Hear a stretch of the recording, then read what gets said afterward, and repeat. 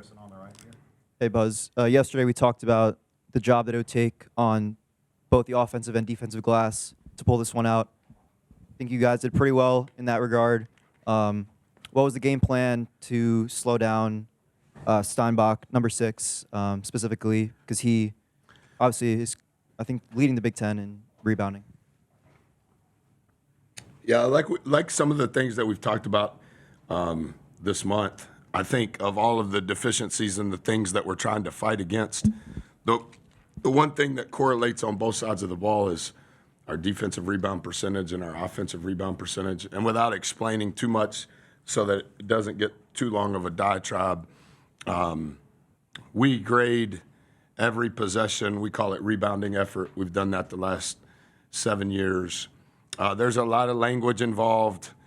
There's a lot of technique involved. None of it is like otherworldly, but I think from an accountability standpoint, what we've tried to do, we're not there yet. We're broaching it. But if you think of offense as one thing and you think of defense as one thing, what we've tried to do is almost split it in thirds. It's offense, it's defense, and it's rebounding. Other than field goal attempts, rebounds are the second highest volume thing in the game. And so we assign certain guys certain responsibilities relative to offensive rebounding. And then from a defensive standpoint, what is the responsibility of the shooter? What's the responsibility of the other 4? And when we play a dominant rebounder such as 6, there's different language involved. And I thought our guys were tremendous in executing that. 85% defensive rebound percentage, 44% offensive rebound percentage. It at least gives us a chance. As long as there's not an outlier stat, it gives us a chance to shoot more balls, which we have to do. If we play with a low turnover rate, it gives us a chance to make more free throws. It's the one thing that is impacted on both sides of the ball. And so there were other good things that happened, but it's the one good thing that happened on both sides of the ball. And we saw an uptick in Guillermo's minutes, and Darius only had 9. Was there any particular reasoning with kind of those two? Personally, I thought Willie was the MVP. I don't know what you saw, and that's not to be negative towards DA. I love DA, but every possession is so monumental. And we're playing with 9 guys. George came back, which was good. His 10 minutes and 3 rebounds were really effective to give us some physicality, particularly with Solo's foul trouble. We're very reliant on Colin over the last 3.5 weeks. That's helped us. But relative to the margins that we're fighting, we're not in such a position that we're held hostage to any player, regardless of name. We're held hostage to their ability to execute what the game plan was. I think Willie has played 9 minutes this month. I don't think he's ever scored a point in Big Ten play. I think he was 0 field goals, 0 free throws. I think he was averaging 0.6 rebounds. So for him to step in and play 27 minutes, I thought was monumental. Go to Sam on the left. Buzz, it seemed for so much of the night, Andre Mills was really forcing the issue, struggling to just find the bottom of the net when he would get into the interior. And then obviously hits 3 of the biggest shots of the game near the end, the free throws, and the dunk. Just curious, what was your impression of the way he stayed cool, calm, and collected through that, and just your evaluation of how he played tonight? I think there's some volatility when you're a freshman, particularly when you're more downhill than anything else. At Rutgers last week, he was 3 of 14. And then in Evanston, I think he scored half of our points, half of our free throws, and half of our threes. That would have been an outlier stat relative to his 3-point jump shot percentage. I thought that kind of opened up the game for him. He's been very consistent with our staff, he and DA, as I've mentioned, in working on 2-footed plays. I think this tonight would have been his highest number of assists in his career, probably his highest number of turnovers. We're getting better at the first side drive. Our movement on the first side has improved. We're still a little too anxious once we get them into rotation on keeping them in rotation, not Washington, just in general. So we've that's almost become a division of what we're doing at the start of each practice, is working on first side, second side, into third side movement. because we don't have anybody to throw it inside to. So our paint touch has to occur off the bounce. And arguably, Dre, as of today, is our best to ignite what we call around the horn. Our decisions at the rim, particularly against 11, I think he's 15th in the country in block shots. Some of that, we count a block shot as a turnover. I didn't know Zero had a block. But we've made improvements. We still have growth in front of us, but I think Dre embraces the physicality that comes with that. We've just got to make better decisions at the rim. You mentioned the assists. There was a late first half timeout where you grabbed him right as he came off the floor. He had just missed, I think, what was maybe his fourth or fifth layup or drive attempt.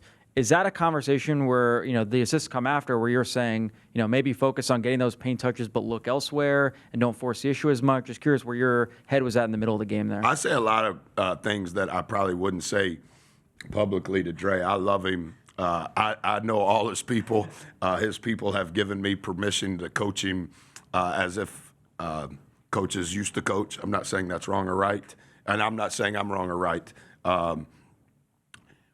The intent of my heart towards Dre is always in the right place. My tone of voice is not always the best, but it's a language that he understands readily. I don't specifically remember what I said, but tonight was our highest basket assist rate of the year. So we are making progress. I think what happens, and we talked a little bit about it at halftime, but kind of similar to rebounding, as the ball is moving off the bounce, the ball has eyes. So there has to be somebody in front, there has to be somebody behind. And now how are we utilizing Colin relative to that? Because he's only going to get a touch above the rim. And then the fifth guy is always the one more. And we're struggling getting somebody behind. We were in the first half. So I would say that's probably what I was hollering at Dre about, because Dre is used to igniting it. And when somebody else is driving it, he doesn't do a good job in the movement. But when it comes back to him on the second side, now it becomes even better. And so if I was guessing, that was probably what I said. And in my last time out when I was screaming at him in the game, it was because of the same sort of genre of conversation. Yes, sir. To, I believe, 3 baskets over the final 7:41 of regulation. What was the approach? What was the execution? And how encouraging was it to get that effort and execution late? They're just so physically gifted, size, strength, athleticism, speed, length, and their prowess is at the rim. And so everything that we were trying to do from a defensive standpoint, even though we struggled contesting threes in Illinois, in the month of February, we have improved over 200 spots in protecting the rim. And tonight, 28% of their shots were at the rim. That's a stark comparison to what we were doing a month ago. I thought that Coach Devin's defensive changes relative to ball screen coverages with 11, with 6, were spot on. I thought our guys executed when we went from man to zone. We brought back a different zone that we haven't played since December. I thought that was a good change of pace, and all of it was predicated on protecting our house and trying to keep it out of the house, whether it was zone, whether it was man, or whether it was ball screen coverage. And I thought the execution of that was better. We forced probably more wood twos than they typically take, and we were able to finish with a rebound. We didn't get in the bonus in the first half, which is not good, but they didn't get in the bonus in the first half, which is great for us. In the second half, they got to the bonus, I don't know, in real time, maybe 4 to 6 minutes quicker than we did. That's typically not a good sign, but that we were only giving them one shot at least gave us a chance. We were getting more shots at the rim, and we were keeping them from the rim and only giving them one attempt. I did not know. Your stat though. 3 baskets in the last 740. Yeah. That's great. Thank you. Coach, we'll go to Nolan on the left. We've seen your rotation shorten a little bit over the last few weeks. Your players coming off the bench this night. You had 54 minutes off of there, and that even with Biggie, who's been the typical bench guy in recent games, only getting 6. Can you talk about what was different tonight from those guys and the importance of that for the team? Yeah, I would have to think through your question a little bit. I know George has missed the last 3 games, I believe. So we haven't been able to practice 5-on-5 since before Valentine's Day. George was released on Thursday morning when we got back from Evanston. Are you saying we played more guys or more minutes from those guys off the bench? Well, Willie skewed that number. Willie ate up some of those minutes that were going elsewhere. But similar to what I said, I'm thankful for all of those guys in their heart and trying to have resilience through all that we've been through. And I think the teammate that Diggy was, the teammate that DA was on minutes that were typically theirs that are going to Willie, they were probably more vocal than Willie is when Willie's sitting on the bench. Willie doesn't necessarily speak English as well as you and I do, but man, I thought he was. I just think he understands space. I think the ball never sticks. I think he understands how to create a shot for somebody else, and there's a chance that he can make a shot. He's a little oblivious. Like when you say Ken Palm, top 50, he has no idea. When you say Washington, he thinks it means down the street, not a state. He doesn't know what Huskies are dogs, in a good way. Like he has a really good demeanor. He's probably the most beloved teammate in our organization.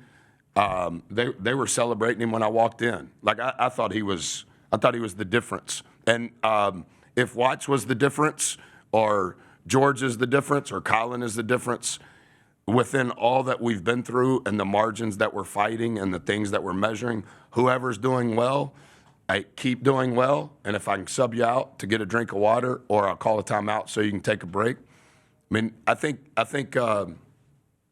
Dre's played more minutes in the last 3 weeks than anybody on our team.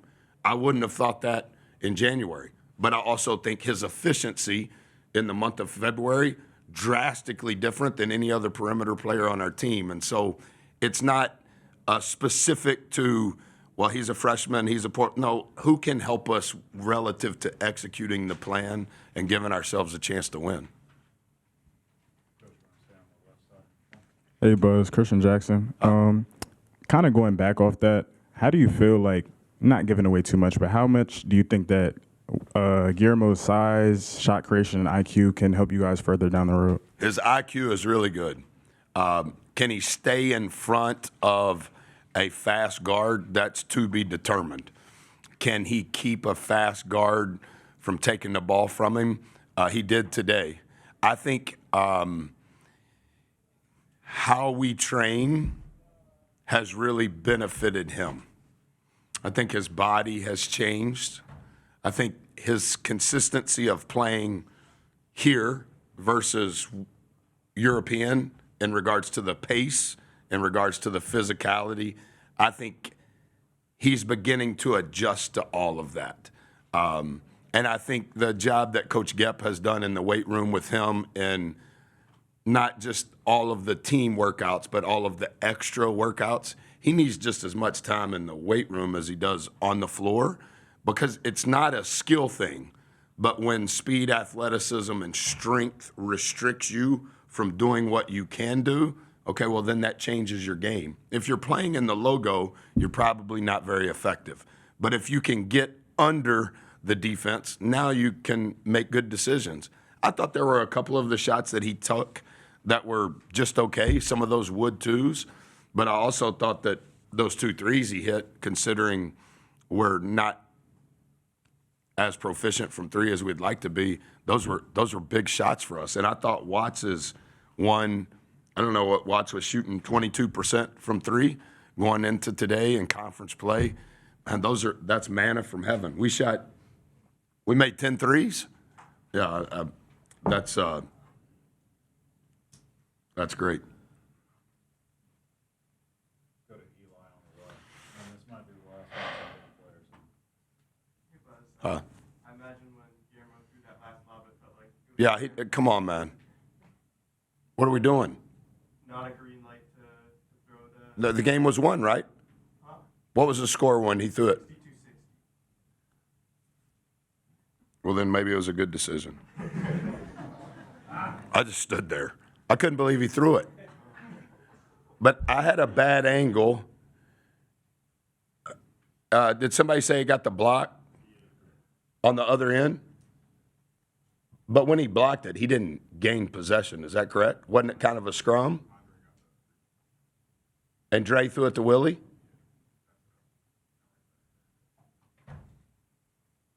I'll have to watch it. And I don't know, not being sarcastic, I guess they would have had to foul, right? Right. Yeah, I'll have to think through that a little better. So I'm glad it worked out. Do you want to say anything about the alumni? Yeah, Coach just mentioned it to me. I know I said it in here yesterday. There were about 75, maybe more, alums that were at practice yesterday. I didn't think practice was very good. They probably didn't either. There were a bunch here this morning at shoot around, and now we're going to the event. It's just been, for someone that's new, to better understand the people that have planted and created the sustainability of the program. Is just, I'm excited to take a shower and go up there.